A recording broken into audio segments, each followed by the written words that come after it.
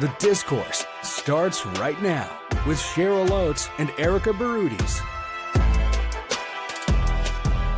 Welcome back to The Discourse, our first episode of 2025, and there is a lot to talk about. Yeah, holy shit. When we decided to come back this week, we were like, the inauguration, but didn't know that there was a prime minister that was going to have resigned. We're in a leadership race. Smith is everywhere in the U.S.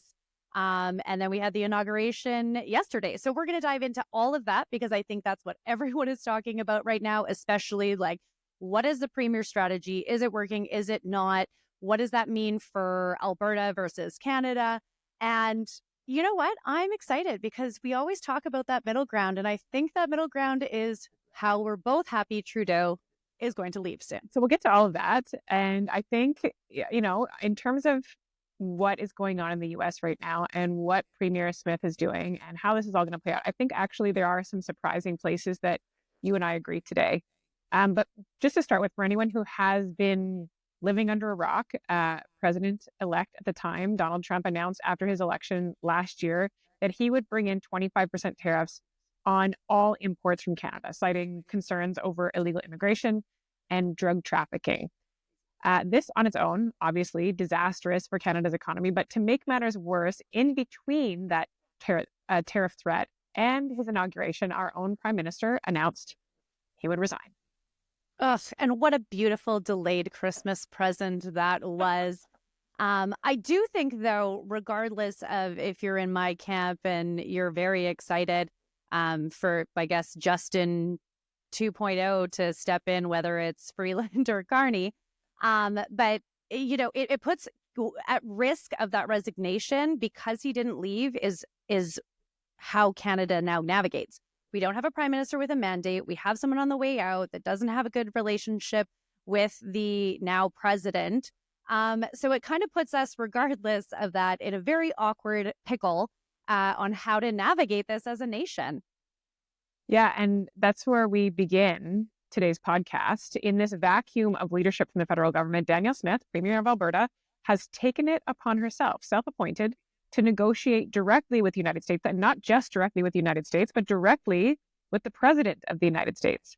And I will admit before we get into this that it has taken me a while to come around to my current position on this. I have been annoyed. I have been concerned. I think it sold us out. It was like a Survivor that we're on a desert island. We're going to eat you first. Here you go, Alberta. I mean, I still think, and maybe some of the people at the table here have more insight than I do, that a united plan that took nothing off the table was probably Canada's strongest negotiating position.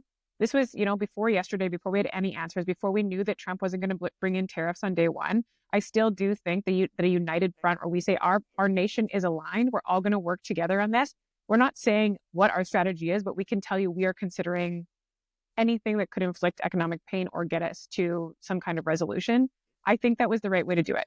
Now, that's for Canada's long-term interests. If we're talking about Danielle Smith's long-term interests, absolutely. She's playing the political game that premiers for decades in Alberta have played. When someone comes after your industry, you fight back for no matter what. And that has always, always gained Alberta premiers political points. Well, and I was going to say, as a premier, you are representing your province first, right? That is your home team.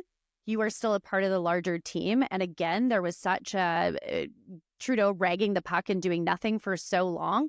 And then an attempt in Ontario. The reason I don't think that this is a made in Canada, pure united plan that actually Alberta can even sign on to is because if it was, Doug Ford would have also put up the manufacturing industry, or Quebec and Ontario would have said, we're not going to import natural gas from the US. That is also, I think, cards that weren't on the table, which really made it look like it was let's take that thing that the Liberals hate called the natural resources that Alberta have and put that up.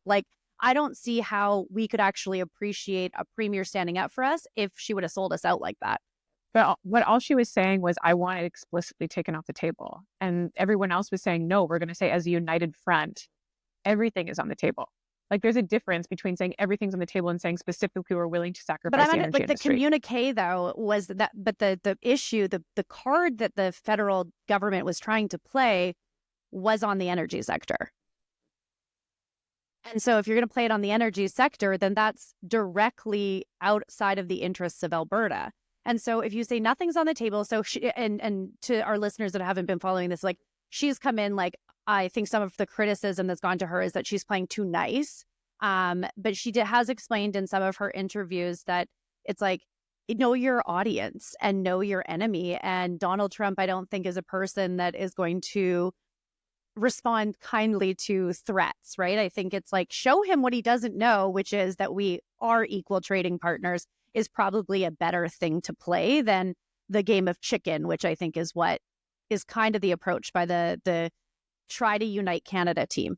You know what? This is actually what I find so interesting about Danielle Smith's positioning on this, is that she's saying, don't threaten the U.S. We need to be moderate. We need to be mild. We need to be diplomatic. We need to work with Cheryl, them. you should love to, this. to find a solution that benefits all of us, which is exactly the opposite of the political identity that Danielle Smith has created for herself, as she has made sure that she has a battle to pick with Ottawa every single day of her time as UCP leader.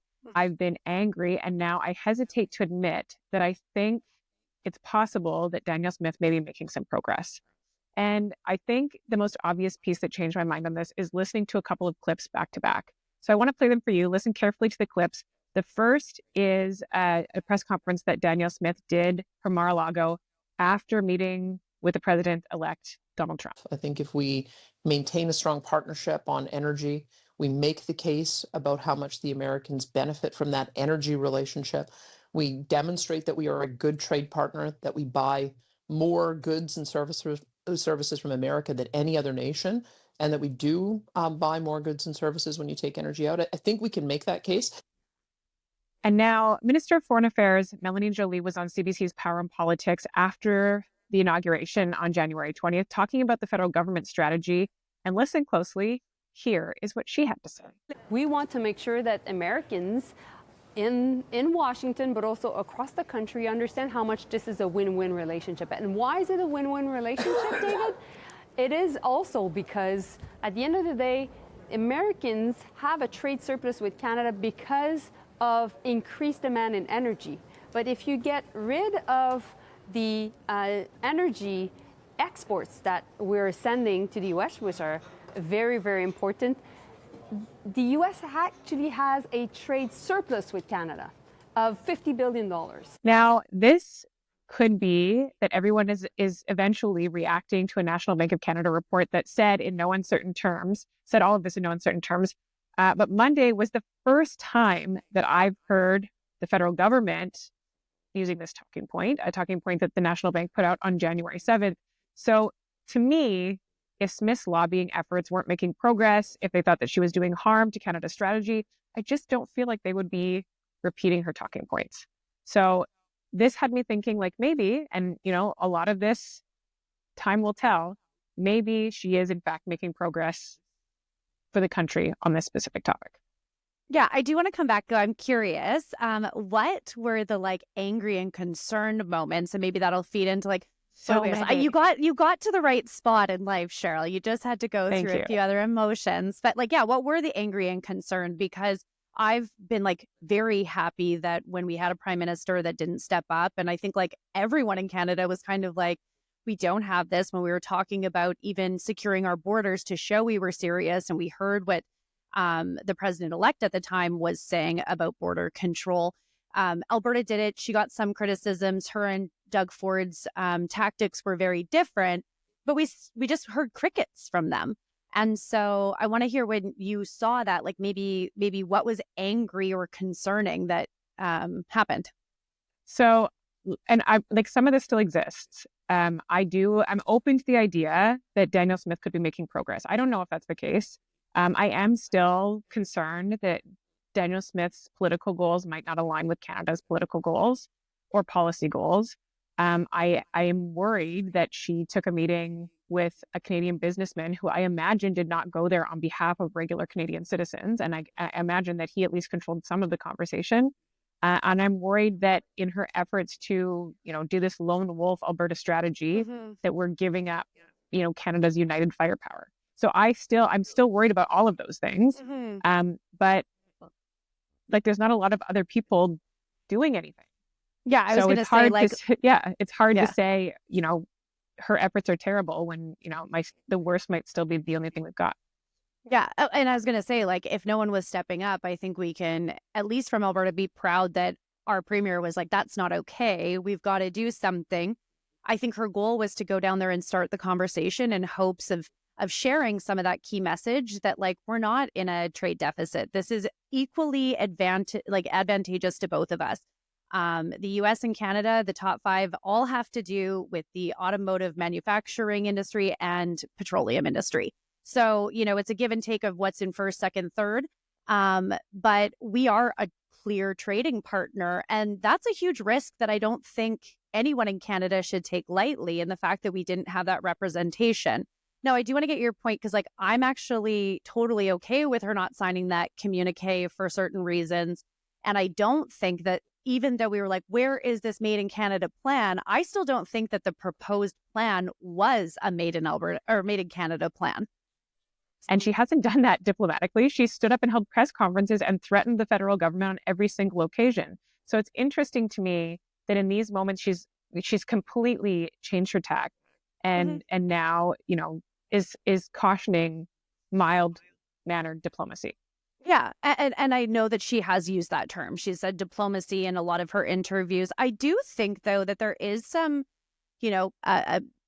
below the surface play, and call me out if I'm wrong, but if she signed that communique, I believe that gives the federal government unilateral power to do trade negotiations, meaning that, like, the power that the premiers hold on what's on the table and what's not then becomes the power and authority of a federal government who doesn't have a mandate, who doesn't look out for what we know our best interest as Albertans and as the rest of Canada, letting our energy sector thrive.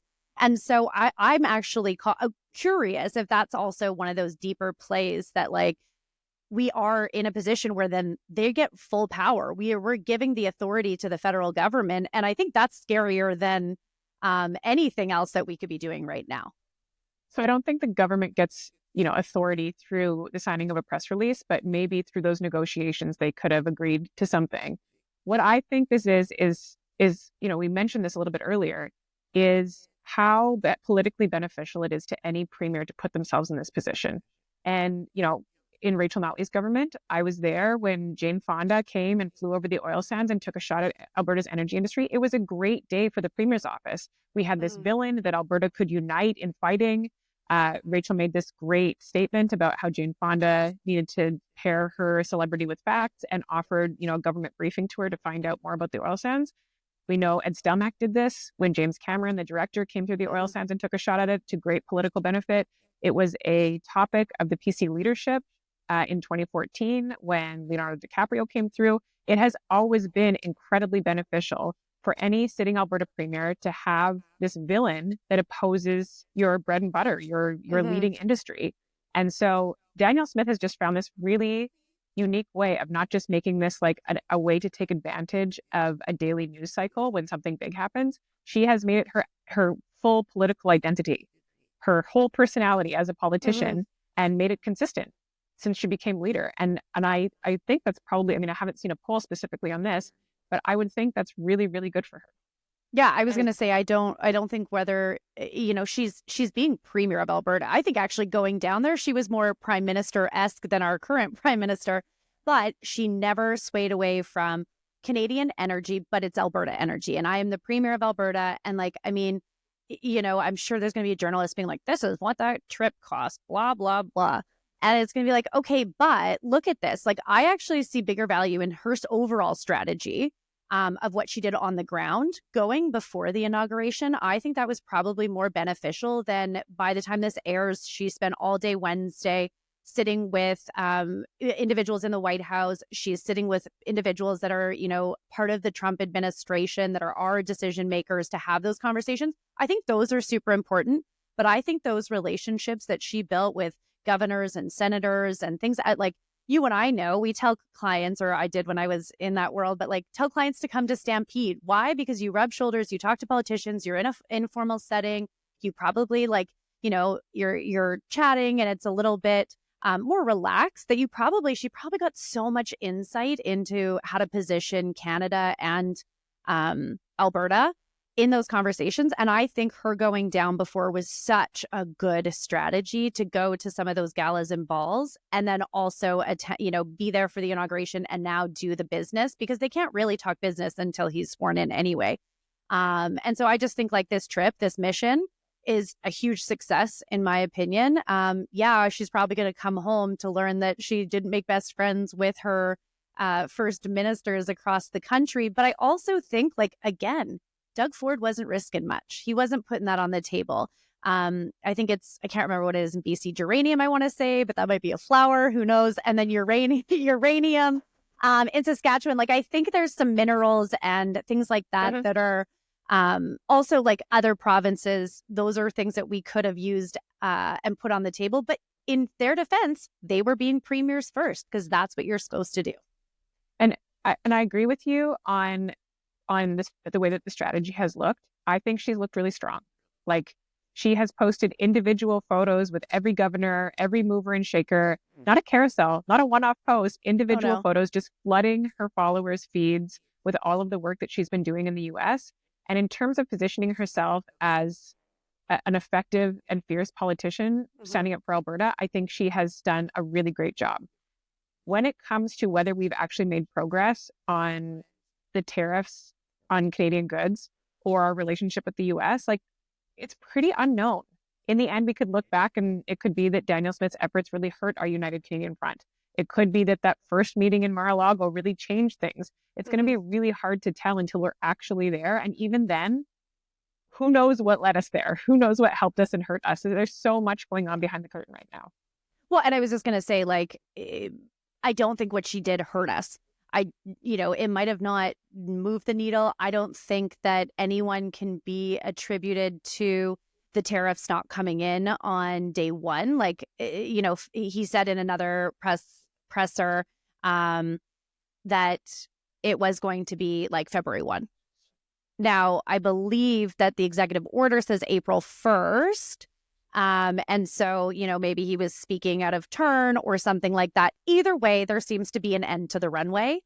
And I don't really know if I believe that we should all be like, yeah, the tariffs aren't in. They're not in for like a week. That's a win, but it does show that we still have some room. We still have time to influence. And again, she's still there. Like, if I was Trudeau, even though I might not get a meeting or anything, like even just going down and showing up, I think would have been better than what he's doing right now. Yeah.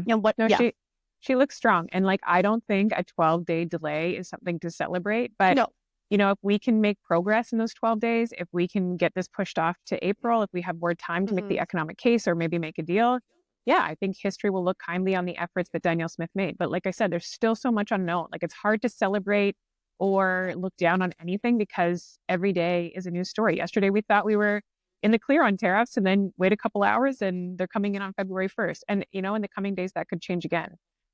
What has kind of confused me on this is as Danielle Smith takes her victory lap, as she, posts all the relationships she's building in Washington, as she does all the national media, I would think that's enough. Like, she's got a great profile right now, but instead today she sort of she pivoted her message and again attacked the federal government and basically said publicly that Trudeau's tactics, the federal government's tactics, are terrible, and that he's, without, not in these words, but called him a weak negotiator.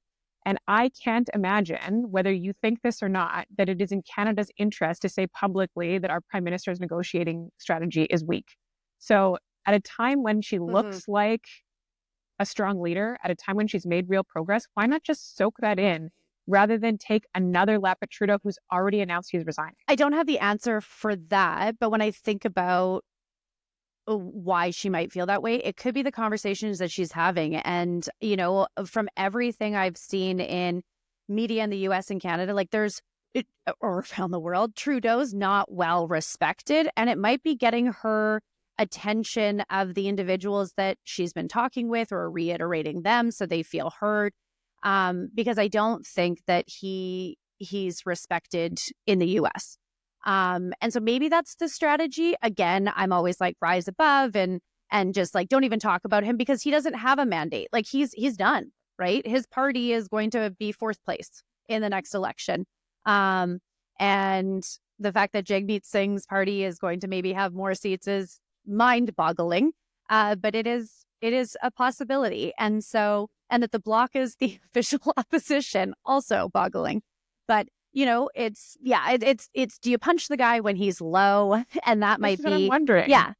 Like, we get it. I think it might be, but I wonder if it's because she's having conversations where there's such a distaste that it's resonating, and she's on our news channels, but she's also doing a lot of media down there. Like, she's known as the representative from Canada.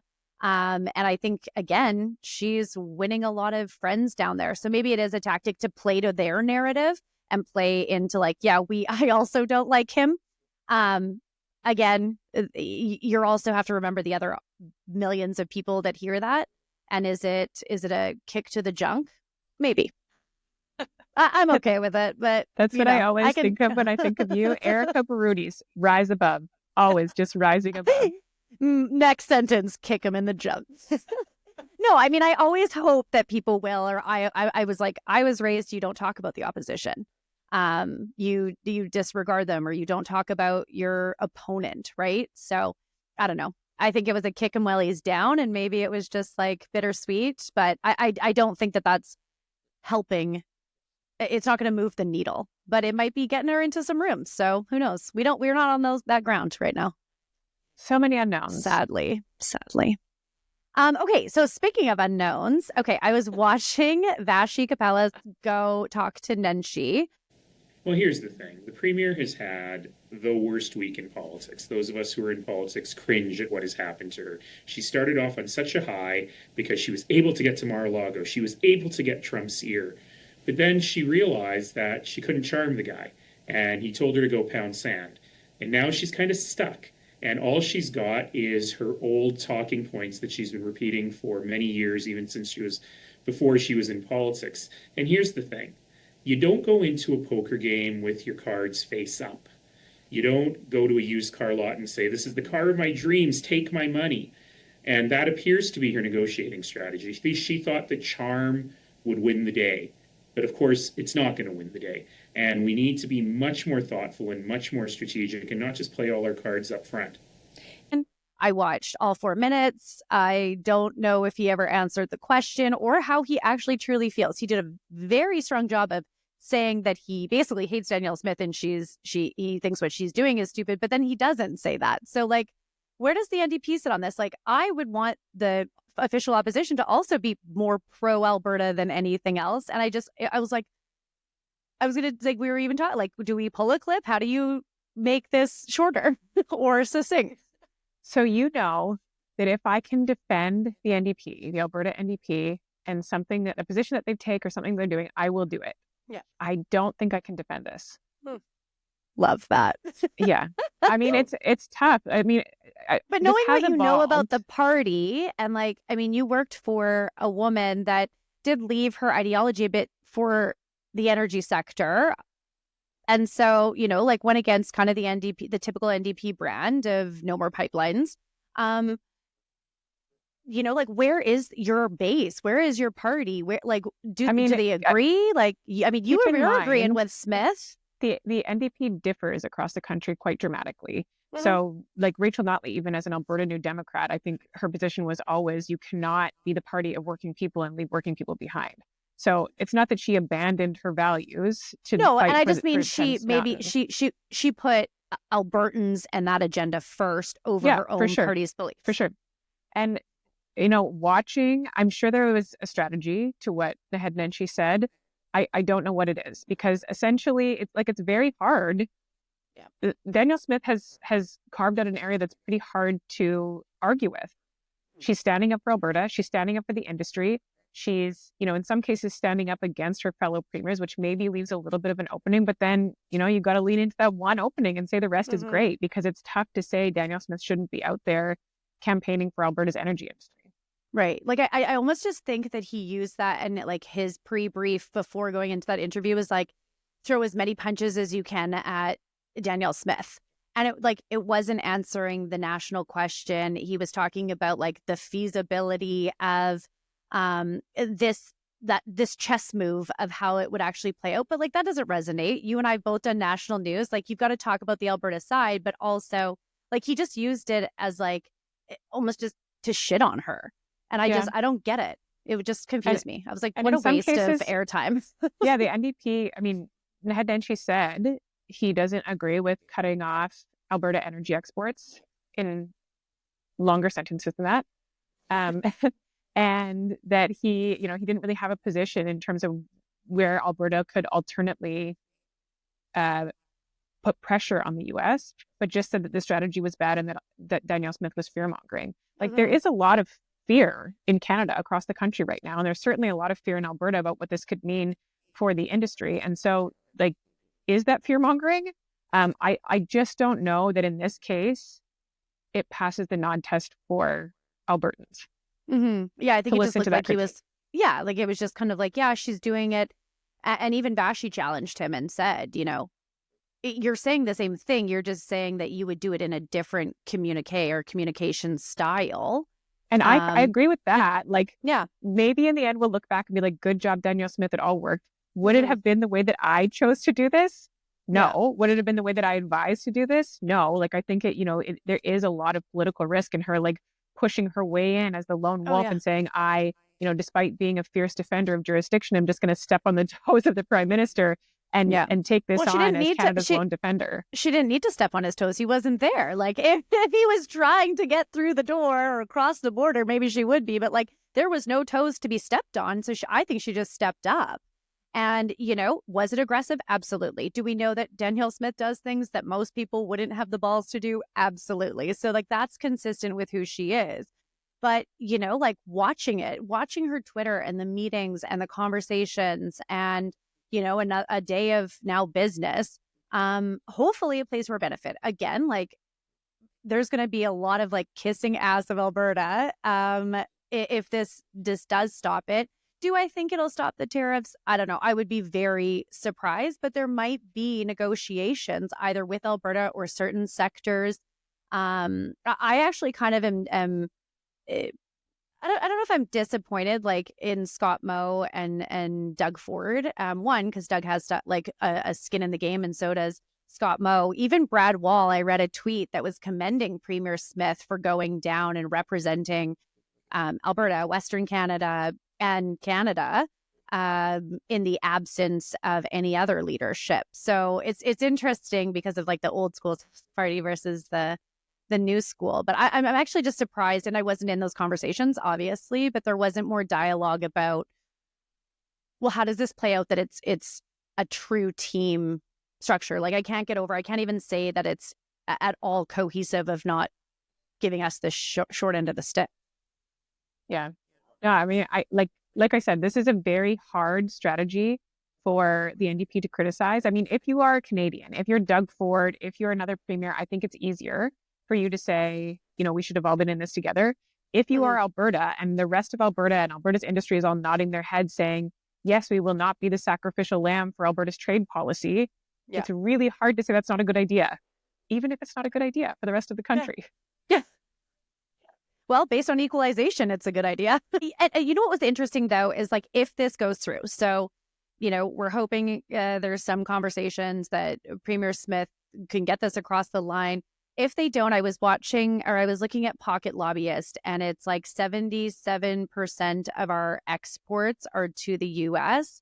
90% of that is petroleum or a type of crude.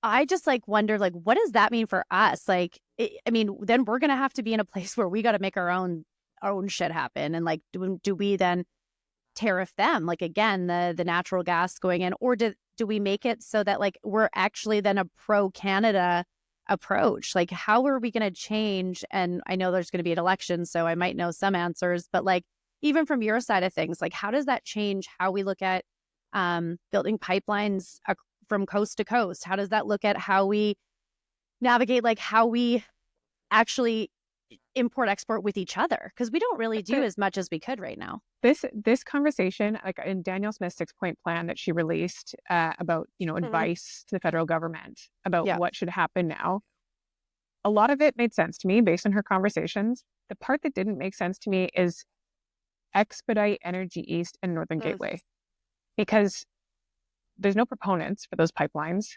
There's no route for those pipelines. Those pipelines died because of, if she wants Energy East in place.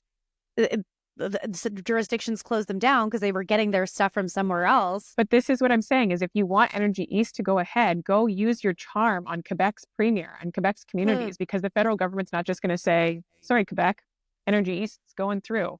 I think what she is looking at is, okay, so Quebec's, as of right now, before a tariff comes in, Quebec's going to say the same thing that they always say, F you. And we're not going to let this pipeline happen. And so it's the same thing against wall. We're saying now we're in a place where we can't, where it's limited. Now we have to look internal. And I think what she's saying is, like, the U.S. is doing it. If they're going to shut us down, let's look internally and see how we can help thrive our economy. So building those pipelines, having a different approach to like C69, C48, like actually having the federal government start building those pipelines obviously doesn't happen overnight. I think what she was getting at is a long term about how we can't look at all the international trade that we do, getting oil. Like Eastern Canada doesn't get stuff from Western Canada, and that's stupid, right? If you think about it and you think about the path of least resistance and the commodity sharing and the benefit that we all have from them scratching our back, they're getting the money back anyway. So I think that's probably where she was going at. It might have been too far visionary to get across in a snip. And also, like, it's one thing to say, listen, maybe this is a wake-up call and a reminder to Canada that we need to think about our own energy and economic security. Yeah. Maybe that's what we're saying. But to say, look at you, succinct. That's what I was trying to say. Let's expedite these two projects, which were shut down because of, those along the line. For example, Northern Gateway, it's going to be pretty hard to run a pipeline through a rainforest. But, let's expedite those projects. Like, the projects don't exist currently.